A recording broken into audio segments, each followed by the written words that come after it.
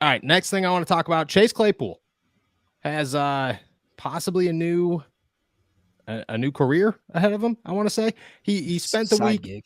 yeah, side gig, a side hustle. He spent the week in Paris at the Paris Fashion Week, the Feng, excuse me if I'm saying this wrong, the Feng Chen Wang SS Wang, excuse me, SS24 runway show. He put up a picture with the caption, "Always working." And it was him, obviously, modeling. He's at a runway, sparked a lot of conversation. The first time we saw this, it was Dov on Twitter, Dov Kleiman, who said that Chase Claypool is modeling for the week. He wasn't modeling. He was just a guest. There were also guests like Shaquille Harrison of the Lakers, Karl Anthony Towns of the Minnesota Timberwolves, who, seemingly never does anything when it comes to basketball, does everything outside of basketball from the small glimpse of basketball that I know. Chase was amongst those. The comments in his Instagram post are rough. They're Yeah. they're a little brutal. I won't lie. I read them last night as I was putting the piece together, and I was just like, man, nobody is giving this guy the benefit of the doubt. And then the Bears sneak in there, and they're just like, Paris Fashion Week, love it. And you're just like, ooh, this comes in the midst of Chase Claypool having reports around him that he's not very self-motivated. ESPN's Mark Silverman said a couple of weeks ago that the Bears were worried about his mentality. He did have just 10 receptions, 140 yards last season.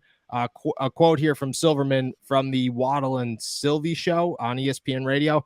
I have heard a few people inside the building that he is not somebody who is very self-motivated. Very, very concerning move, I think, for the Bears to realize that there's a 6-week break. A lot of guys are working, a lot of conversations being had. Chase Claypool is in Paris working on his fashion gig, and then captions it always working, which I think is just maybe the strangest part. What are your thoughts?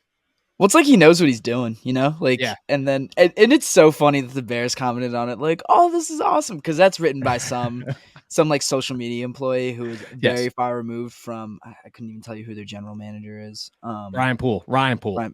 Yeah. He's not writing that comment. Like he No. is not very excited. I'm sure he's watching that just fuming. He sees that comment and he's just fuming. Yeah, I mean, like this independent of itself, like if Chase Claypool wants to go on vacation, if he wants to go to Fashion Week, if he wants to go to France, like it's a break for a reason.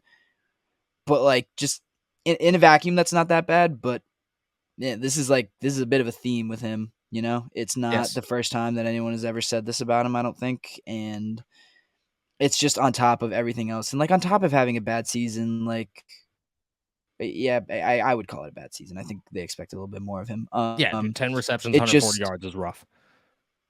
right. And this is a Chicago Bears team that's like really ambitious and like they could be in a position to compete really soon. Their division certainly is getting a lot weaker. Like this is an important point for them, and one of their most important pieces or pieces they've invested a lot in is I don't know. I don't know Chase Claypool personally, but it just doesn't seem like he likes football that much, which is fine. But if you're the Bears, that's like he doesn't have to, kill himself over football. But if you're the Bears, you're a little bit concerned, and this is just maybe not a guy that you want in your locker room or in your organization at this point.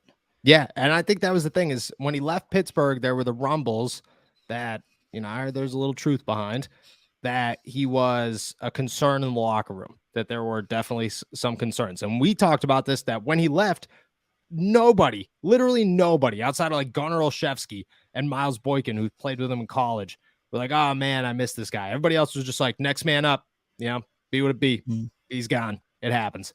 Nobody seemed to care. So you get that feeling that Chase might not be the, greatest player to have on your organization. The fact that the Bears gave up a 32nd pick for this is just getting worse and worse by the day, which is very concerning for them. Like Joey Porter Jr. is out here. We're just talking about Levi Wallace possibly being on the trade market because Joey Porter Jr. is already going to make an impact.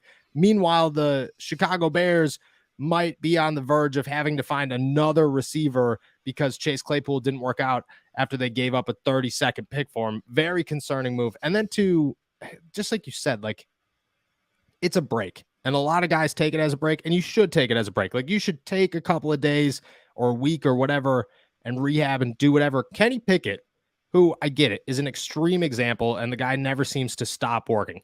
But he was working out throwing passes with Allen Robinson like 24 hours before this guy's wedding. He was getting married the next day. I don't know. Like, I'm a year out from my wedding, and a year out from I can tell you right now that I'm already stressing about that week. Not even the 24 hours, the whole entire week. And I'm the groom. Right. You're not usually the one that's supposed to, No, my stress level is a quarter of what my wife's is going to be. And I'm worrying. And Kenny Pickett was like, yeah, I could get one more throwing session in before the wedding and the honeymoon and so on and so forth.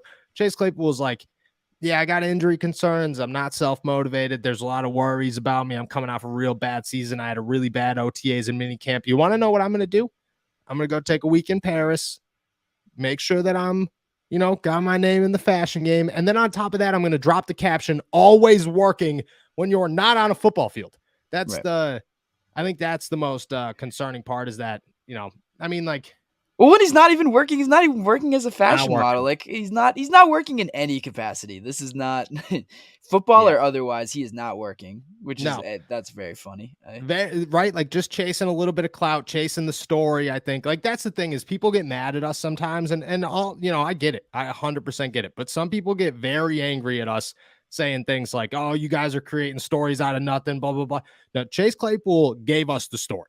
Handed us this, and he wanted it to be a story. Like if he just put Paris Fashion Week 2024, nobody would say a word about it. There wouldn't be one conversation because Karl Anthony Towns is there. You didn't even know he was there until I said it because I did a little digging on the Feng Chen Wang Instagram page and saw that he was there. You have no idea. Chase Claypool was like, "Oh, I'm always working." It's just not on a football field. Created the story for himself. It's concerning clout chasing. It's very concerning clout chasing. But for the Pittsburgh Steelers, I mean, they're winning this trade day by day. Seems to only be getting and the guy that is going to replace Chase Claypool this season in Allen Robinson is working with Kenny Pickett 24 hours before his wedding. Probably attended the wedding. Had a great time. I'm sure. I mean, the wedding looked fantastic. Shout out to Kenny Pickett and his wife, Amy. Congratulations to those two. Did you see that the ice sculpture was the Steelers at that wedding? I didn't. I bet his wife did not have much of a say in that one. I bet that was definitely all not. Definitely not. I don't think I would want that there. I mean, like it's my wedding. It's not Art Rooney's wedding. Like get out that's of here. Not. Yeah, that's my. I mean, don't get me wrong. If the Pittsburgh Steelers were paying me $10 million, I'd probably have very humble and nice and loving thoughts about that. Or like if I was the starting quarterback for the Pittsburgh Steelers, I think maybe I'd love that team a little bit more to have a nice sculpture of the Steelers at my wedding. But people ask me, I mean, like I was just on vacation and people would come up like after they found out what I did and we talk, they'd be like, oh, you got a keychain or something that I can have? And I'm like, dude, when I tell you that I own one t-shirt of the Pittsburgh Steelers and I work out in it, and that's the only thing I own besides what's in my office, obviously, like the removal is strong. Between got to keep work at work. Yes, work and person. And don't get me wrong, like I love the Pittsburgh Steelers. I love talking about the Pittsburgh Steelers. We live in the city of Pittsburgh. It's our entire life. Like you do not go a day, work or not work, talking about and surrounding yourself with the Pittsburgh Steelers. But a nice sculpture at the wedding, I don't think I would do it. For Kenny though, shout out him. Robert Spillane got married over the weekend too. Didn't even know he was engaged. I think it was at the same place. It looked like. Which, I think undervalued, but very cool for Rob, so congratulations to both of those guys. It was a good week. Bob. I didn't know that. I did not see a word about that. No, me neither. I saw Kent Chevalier, excuse me if I'm saying that wrong. The team's like minister. He did both weddings. So I saw pictures of those. So shout out to him, shout out to Rob, shout out to Kenny. Concerning for Chase Claypool, but shout out to Joey Porter Jr., who we just had a conversation about potentially forcing a Levi Wallace trade, which is not going to happen, but the conversation's there and it's in a positive light compared to a very concerning light for Chase Claypool.